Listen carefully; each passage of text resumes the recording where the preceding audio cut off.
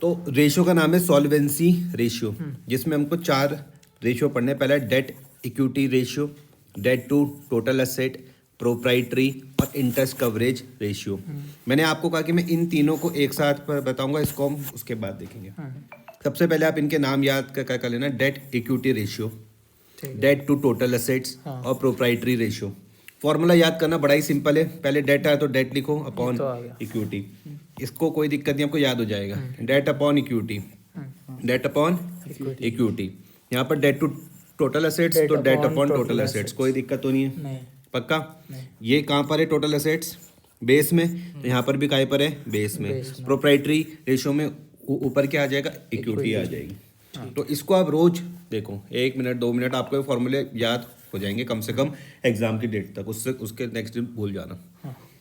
Date equity ratio क्या है भैया, डेट अपॉन इक्विटी। भैया डेट तो देखो हमेशा ऊपर ही है, कर्जा तो हमेशा ऊपर रहता ही है, ऐसे करके याद कर लो, कर्जा तो हमेशा ऊपर ही है, असेट्स हमेशा नीचे है, यहाँ तक कोई दिक्कत तो नहीं है। इक्विटी एक बार ऊपर एक बार नीचे। अगर आपको इसका याद रखें, यहाँ पर कहाँ पर है, पी वाली ऊपर, यहाँ पर कहाँ पर है, डिनोमिनेटर में, तो यहाँ पर कहाँ पे हो जाएगा, इक्वेटर में। मतलब जैसे भी तिगड़ा बिड़ा के याद करो, डी पहले आता है तो नीचे, बस जैसे भी आपको याद करना है।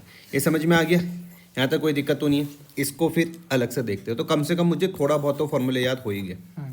अब ये मत पूछना कि इतने मार्क्स मिलेंगे या नहीं मिलेंगे, वो नहीं। अब देखो मुझको यहाँ पे सीखनी कितनी चीज़ें, मुझको इस पूरे रेशियो को, पूरी सॉल्वेंसी को ख़त्म करने के लिए 3 चीज़ें मुझको पता होनी चाहिए। एक तो मुझे डेट के बारे में पता चल गया, इक्विटी के बारे में पता चल गया, टोटल असेट्स के बारे में पता चल गया, मेरा काम बन गया। कोई दिक्कत तो नहीं है।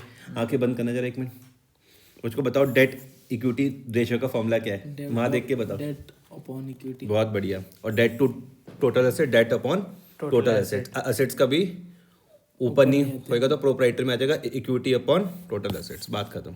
आपके ऊपर देख रहे हो, मतलब जैसे भी है, तुमको कुछ भी करना है, इनको याद कर लेना है, हो जाएगा। हो गए याद, हो गए ना। अब हम देखो, सबसे पहले हम बात करते हैं कौन सा आ रहा है, डेट टू इक्विटी रेशियो। अब ध्यान से मेरी बात समझना, यहाँ पे जो डेट है ना, ये सिर्फ लॉन्ग टर्म है। डेट क्या है, सिर्फ लॉन्ग टर्म है, शॉर्ट टर्म नहीं है, सिर्फ लॉन्ग टर्म है। अब मानो कि कोई ऐसा बच्चा, मान लो कि तेज बच्चा, तो वो क्या कहेगा कि यार हमने लॉन्ग टर्म डेट तो हम यहाँ पर पढ़ रहे, शॉर्ट टर्म डेट कहाँ पर पढ़ा था हमने, इससे पहले के रेशियो में। जब आपने इससे पहले पढ़ा था करंट रेशियो, उसका फॉर्मूला क्या था, current assets upon current liability, ये हमने वहाँ पे नहीं पढ़ा था। और यहाँ पर क्या आ रहे, सिर्फ लॉन्ग टर्म डेट आ रहे, आया समझ में। तो डेट का मतलब टोटल डेट नहीं है, सिर्फ कौन से भाई साहब, लॉन्ग टर्म। लॉन्ग टर्म वो जो आपको 1 साल से ज्यादा पर क्या करना है, वापस क्या करना है, और वो 1 साल के अंदर, वो विद इन 1 ईयर। तो देखो लॉन्ग टर्म डेट में देखो, सबसे पहले मैंने क्या लिखा कि भैया लॉन्ग टर्म बोरोइंग आ जाएगा। LTB का मतलब है long term borrowing, long term borrowing जो आपको पेबल मतलब देना है आफ्टर 12 मंथ्स। और ये 12 महीने कहाँ से काउंट करोगे, from the date of balance sheet से। LTB का मतलब है लॉन्ग टर्म बोरोइंग, जो मुझको भैया वापसी करनी है 12 महीने के बाद, कहाँ से कैलकुलेट करोगे, डेट ऑफ बोरोइंग से। 1-2 बार आप इसको देखोगे, आपको फॉर्मूले दिमाग में बैठ जाएंगे। इसमें क्या क्या आ जाएगा, जैसे डिबेंचर्स आ जाएंगे, बॉन्ड्स आ जाएंगे, मॉर्गेज मतलब होता है गिरवी रखना, कि मैंने कुछ गिरवी रख के लोन लिया, वो आ जाएगा। बैंक का लोन लिया, वो आ जाएगा। मैंने कोई लोन लिया फाइनेंशियल इंस्टीट्यूशन से, वो आ जाएगा। मैंने कहा पब्लिक का पैसा डिपॉजिट कर रखा, तो वो आ जाएगा। सारे के सारे कौन से हैं, ये लॉन्ग टर्म है। नहीं आया समझ में, ये सब के सब लॉन्ग टर्म बोरोइंग है, जो मुझको 12 महीने के बाद वापस करना होगा। कोई दिक्कत तो नहीं है।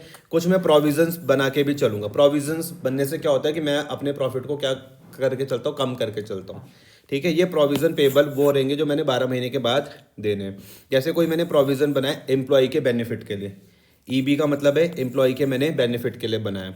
जैसे भैया मैंने उनको ग्रेचुटी दी, ग्रेचुटी नहीं पता तो अब सिंपल से इसको बोलो रिटायरमेंट बेनिफिट। आप इसको मान लो कि आपके यहाँ पे किसी बंदे ने पूरे ज़िंदगी के 30 साल काम करे, आप उसको रिटायरमेंट के टाइम पे कुछ पैसा दोगे, उसके लिए आपने कुछ प्रोविज़न बना के चला हुआ है। इंसेंटिव, समझ में आया।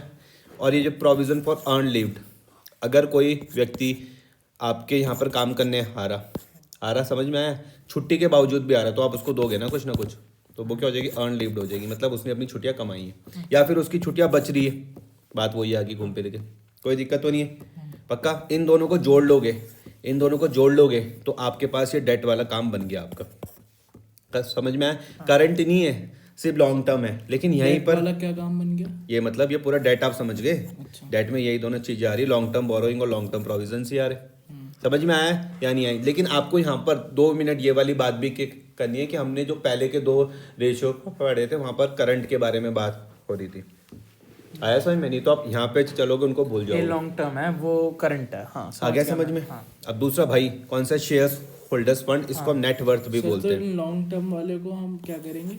लॉन्ग लॉन्ग टर्म तेरा यहाँ पर debt है आएंगे ना, ना? डेट में आएंगे। ये डेट है, इसका मतलब सिर्फ लॉन्ग टर्म है। हाँ तेरा लॉन्ग टर्म वो खर्चा, करंट लॉन्ग टर्म खर्चा नहीं, ये वो लिएबिलिटी जो जिसको मुझे वापस करने के लिए 12 महीने से ज्यादा 12 समय बजे के मिलेगा। बाद, वो है करंट जो 1 साल के अंदर तो अंदर हम है। एडजस्टमेंट में कैसे करेंगे? एडजस्टमेंट में कुछ नहीं करना, अभी सिर्फ आपको उसको समझना है। अभी थ्योरी समझ लो। अब आप ये समझो, शेयर्स होल्डर्स फंड जिसका मार्क्स क्या, जिसका नाम क्या, नेटवर्थ है। समझ में आ गया? शेयर्स होल्डर्स फंड जिसको हम नेटवर्थ के नाम से भी हम जानते हैं, मतलब हमारे बिजनेस में मालिक का पैसा कितना लगा हुआ, शेयर्स होल्डर्स का पैसा कितना लगा हुआ है, वो है। पहचानने का तरीका सिंपल है। शेयर्स होल्डर्स फंड में क्या आ जाएगा, शेयर्स कैपिटल तो आएगी, रिजर्व एंड सरप्लस भी आएंगे।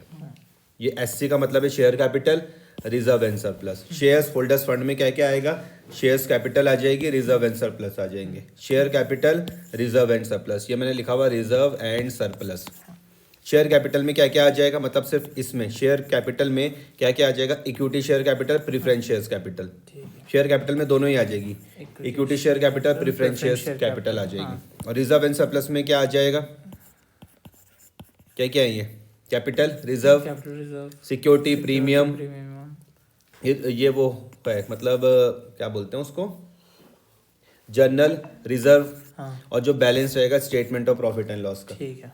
Capital reserve, capital reserve, security premium, general reserve, balance in statement of profit and loss, मतलब जो लास्ट में जो प्रॉफिट एंड लॉस का बैलेंस बचता है। कोई दिक्कत तो नहीं है? आइडियल रेशियो मतलब किसका, इसका कौन सा पढ़ रहे थे हम, डेट टू इक्विटी रेशियो का आइडियल रेशियो होता है भाई 2:1, अच्छा रेशियो। ठीक है, आइडियल रेशियो क्या हो जाएगा, 2:1 हो जाएगा। यहाँ तक कोई दिक्कत तो नहीं है कि आपको याद हो गई है? फिर उसके बाद अब देखो यहाँ पर नेक्स्ट क्या आ रहा है, debt to total assets. Debt to total assets यहाँ पे समझना, देखो डेट आप इससे पहले समझ चुके हो, सेम यहाँ पर कॉपी पेस्ट कर दोगे। मुझे सिर्फ आपको क्या समझाना पड़ेगा, टोटल असेट्स। तो टोटल में देखो दोनों आ जाएंगे, चाहे करंट हो चाहे नॉन करंट डेट हो। मींस लॉन्ग डेट तो आप समझ गए ना, जो मैंने डेट यहाँ पर समझाए थे, ये लॉन्ग टर्म बोरोइंग और लॉन्ग टर्म प्रोविजंस, वो यहाँ पर सेम कॉपी पेस्ट हो जाएगा। कोई दिक्कत तो नहीं है? अब मैं यहाँ पर सिर्फ टोटल एसेट्स के बता दो। आइडियल इसका समझ लो, 1:1 रहेगा तो भी सही है, 2:1 रहेगा तो भी सही है। सही है। ठीक और है, उसका ऊपर वाले का डेट टू इक्विटी का था 2:1 था आइडियल रेशियो, मतलब अच्छा रेशियो। टोटल असेट्स यहाँ पे नॉन करंट सबके सब आ जाएंगे, जैसे property, plant and equipment, intangible assets वगैरह सब आ जाएंगे। नॉन करंट इन्वेस्टमेंट भी आ जाएंगे, लॉन्ग टर्म लोन्स और एडवांसेस भी आ जाएंगे, और करंट असेट्स भी आ जाएंगे। यहाँ पर देखो रुक के क्या करना है कि सपोज करो कि तुम बहुत तेज बच्चों, मानना है ऐसे ना कि तुम टॉपर टाइप के हो, तो तुम बोलोगे इसका मैंने पहले भी यूज कर रहा था कहीं, तुम्हारे पास पुराने रेशियो आ जाएंगे करंट रेशियो में। तो उसमें ये तो है ही, और ये बाकी सबके सब भी है। समझ में आए, टोटल असेट्स। तो आपका ये काम बन गया, ये डेट भी आपने समझ लिया, टोटल असेट्स भी आपने समझ लिया, फॉर्मूला आपको याद हो गया। फिर तीसरा, अच्छा इसमें यहाँ पे इंपॉर्टेंट पॉइंट है, मैंने करंट रेशियो के टाइम पर जब इन्वेंट्री समझाया था, याद आ रहा?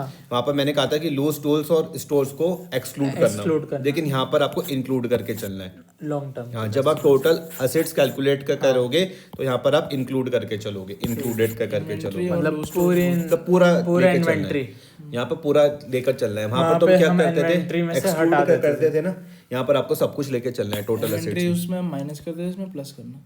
हाँ, मतलब वो तो इन्वेंट्री तो रहता पार्ट है, तो इसमें कुछ टोटल करना असेट्स नहीं का ही है। तो पार्ट है। हमें पूरा टोटल असेट्स आपको पूरे लेने हैं बस। फिर क्या आ गया, प्रोप्राइटरी रेशियो। आपको इसमें टोटल असेट्स भी पता है, इक्विटी भी पता है, मतलब प्रोप्राइटर्स का फंड मतलब शेयर्स होल्डर्स का फंड। इक्विटी मतलब क्या है, शेयर्स होल्डर्स का फंड या प्रोप्राइटर्स का फंड, एक ही नाम है। आ गया समझ में? इक्विटी समझ में आ रहा, प्रोप्राइटर्स फंड एक ही नाम है, टोटल असेट्स भी आप समझ गए। इक्विटी में देखो, ये इक्विटी मैंने कहाँ पर समझाया था आपको, मैंने ये समझाया था भाई कि भैया इक्विटी मतलब क्या होता है, शेयर्स होल्डर्स फंड होता है। क्या होता है, शेयर होल्डर, जिसमें भैया क्या आ जाएगा, शेयर कैपिटल आ जाएगा और रिजर्व एंड सरप्लस आ जाएगा। शेयर कैपिटल और रिजर्व एंड सरप्लस दोनों आ जाएगा। शेयर कैपिटल में क्या आता है भाई जी, इक्विटी शेयर कैपिटल और preference. Preference shares capital, equity share capital और preference shares capital. Reserve and surplus में क्या आ जाएगा? कैपिटल रिजर्व भी आ जाएगा, सिक्योरिटी प्रीमियम भी आ जाएगा, जनरल रिजर्व भी आ जाएगा, और कुछ भी अगर बैलेंस हुआ statement of profit and loss में वो भी आ जाएगा। आइडियल रेशियोज का क्या था? 2:1 था, और डेट टू असेट का था 1:1 और 2:1। ठीक है, इसका आपको देख लेना कि इसका क्या होगा, बस आपके